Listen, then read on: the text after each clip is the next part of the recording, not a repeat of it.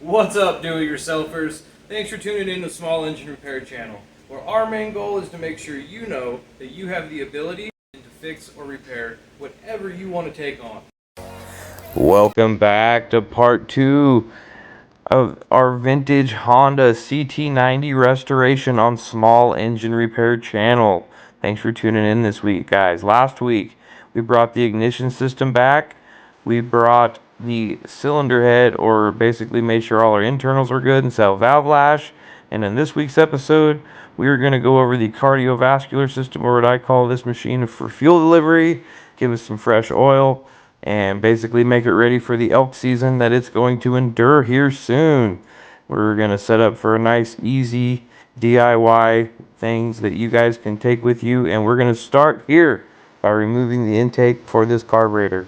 We have two nuts, giggity, that are holding on the intake manifold, the carburetor to the intake manifold. We'll remove those, and we will go ahead and these can be a little bit weird to get into, so don't be alarmed here how long it takes me. But then we're going to move to the throttle cable removal, which you will see right on the top side of the carburetor there. And this thing has not ran for years. Stay tuned to the very end for the first startup in years that this thing will actually run. So as you can see, we removed the throttle cable there, removed the intake boot, and yeah, we're just going to keep going and removing this carburetor assembly. This carburetor was extremely varnished. It was not worth even bringing back. We move here to removing the fuel lines, which actually weren't too bad in this old vintage Honda that we made run again. But the lines, as you can see here, I just used some needle nose pliers, pry right between the carb base and the barb fitting as close to the carb as you can, and then boom, wedge right off. We're going to do this with both lines. One's a reserve line, one's the main line. Don't be alarmed, guys. I do use a fuel block here to block the lines off, and we did drain the tank as well. So once I got this carburetor over here, I'm going to apologize in advance for my newbie YouTube footage that I didn't get of the internals of this carburetor. But trust me, it was worse than any Pirates of the Caribbean monsters you have seen before. The needle seat was completely shot. The float was broken. As you guys can see here, there's varnishment everywhere inside the actual Ventura and the fuel inlet. I was able to actually remove the bolts or screws, but as you can see in this step-by-step replacement on this vintage Honda CT90 carburetor, this carb, it just was not worth replacing, or it was not worth fixing. We just ended up having to replace it, and that is what we are doing in this episode. So we're going to throw this carb away, or we're going to try to dissect it here. And at first we did give it the benefit of the doubt, but in the end it was not worth bringing back. So we will eventually just kick this thing to the curb. We can see here it's crusty and nasty, and we have moved on to installing our new carburetor. We did not get any good clips of deboxing the carburetor. I will work on that for next episode. If that's something you're into, leave a comment down below and I'll make sure I do better. If you guys like these quick tutorials, leave that in the comments down below and I'll make sure I keep doing what we're doing. So we're putting this thing on the exact same way we took it off. Putting these little 10mm nuts on the studs that basically go through the intake manifold base. Make sure you get your O-ring in between the carburetor and the intake manifold. It is grooved in the carburetor for how it indents in and fits. If you don't get this in there, the bike will not run right, will not idle right, etc., as it will have an intake leak.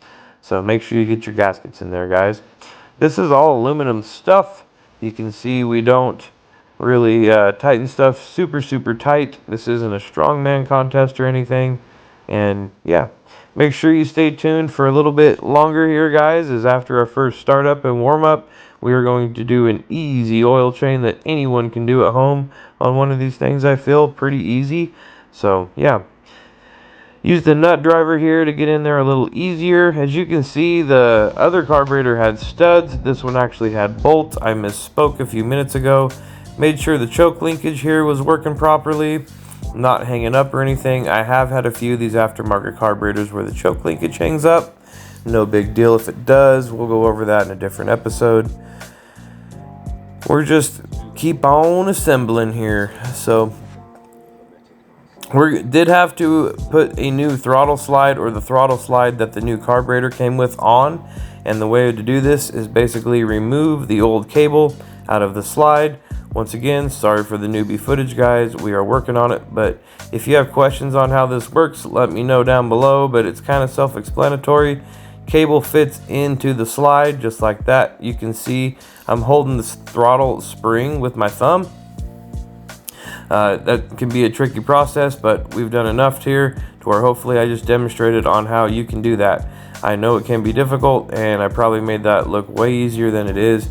But yeah, keep on trying if you keep throwing that spring across your shop. So we're just going to put the throttle cable down onto the carburetor here, and we're going to pan out. And now that we got our carburetor hooked back up, our fuel lines hooked back up, let's see if this thing's going to start up, guys. So we are actually going to make some raw noise here in just a minute, and I'll shut up and let you guys actually hear this thing. And what I was doing here was testing that throttle cable and throttle slide that we're about to degum here in a minute. And yes, the throttle was sticking on this, which if you don't want to stick in throttle, that's just an unsafe thing if you're going to go ride, especially if you're going to have kids or anybody not experienced ride one of these things. You don't want a sticking throttle, just an unsafe situation. So we're going to move on now that we got the bike warmed up. You always want to warm one up before draining your oil. Get real strong and pull our drain plug here. I believe this one was a 17 millimeter. Pardon me if I'm wrong on that, but I drain so much oil every day. Could be a little incorrect, but as you can see, this stuff looks like diesel oil. It definitely needed to be drained. Right next to it there is a secondary drain plug where I drained the little bit of residual out of that as well. Wasn't much in there. And now we're going to move on to drain bolt installation. Make sure your gaskets are on your drain plugs, guys. If not, you will come out and there will be oil residual on your floor in your shop, and then you'll go for a ride and your bike will run out of oil. So I'm going to go ahead and go back to episode 1 and make sure that my valve caps are tight, so we're not leaking any oil out of those. We're going to do some cleanup, put some tools away here, and then it is back to work. Basically putting the oil drain plugs back in this thing, but I want all the oil to drain out of this as possible. This thing's probably not going to get new oil in it for a while. I know the owner, he's a great guy. He loves doing maintenance, but he also likes to ride his stuff a lot.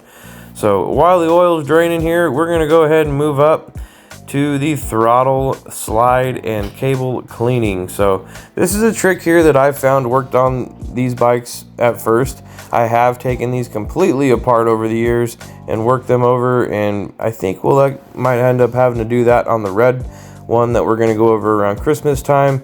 The hint teaser in that was also in episode 1. But as you can see here, I'm just taking a little bit of brake clean, which breaks up the old grease and gum inside that throttle slide. These things work as a cam operation, basically.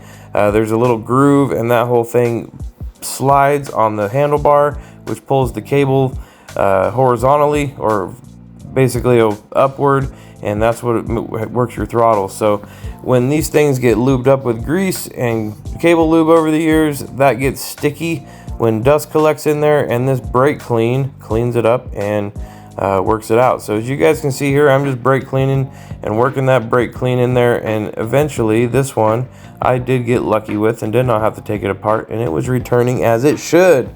So we're going to go on to final cover installation here, guys. I do know I did not put oil in it. We were going to save that for episode 3. We're not going to start it up anymore this episode either. Don't be worried about that. So I don't need anybody letting me know you forgot to put oil in it. That will be in episode 3. These covers, guys, if you have an original one, it's brittle. I can almost guarantee it. Every 90 I've ever worked on, which has been in the hundreds now, these covers are brittle, so you have to be very gentle with them. Don't pry, don't budge, just pretend that it is a very fragile piece of glass and work it very easily and slowly, unless you don't care about it and want to spiderweb and grenade it everywhere. As you guys can see in the screen here, this one's already broke. There's not much we can do about it. This CT90's been sitting for a while, and there's not much this old Honda that we're bringing back to life has left as far as the cover life left. This cover is in about as worse shape as it can be as far as being a cover and actually able to put back on. But as you guys can see here, I'm just slowly working it over the frame, slowly working it over the key slot, and getting it down to all of the applicable bolt holes to where I can hold it on and not get it any more broken than it already is. And I'm sorry to stress this so much, but over and over and over again, we see these covers come in and they're broken, and it's almost sad to me with how good a condition these motorcycles typically are. As you guys are going to see in the red one we do later on in December, the early models didn't have this cover. The airbox and everything was completely mounted different, and in my opinion, that design was pretty sleek and a lot better, but this design wasn't bad. It's just these covers are pretty darn weak. So we are going to work up here, guys, and basically move on to a little bit of panning of what we're going to go on to next week and add some fuel before startup. Yes, don't worry, we're not going to start it up, but I want to check for fuel leaks here just to make sure it's not leaking at all. We probably should have checked that before, but yeah, these clips are just a tad bit out of order, but we are basically checking for leaks here and making sure that everything is dry and that we have zero fire hazards or anything else that will take place or could potentially take place when we go ride this thing here next week. So thanks for watching, guys. We appreciate you. Next week we're gonna go do a lever replacement. We're gonna add engine oil. We're gonna put a brand new inner tube in it, and we're gonna take this thing for some rides. Thanks again. Don't forget to like and subscribe.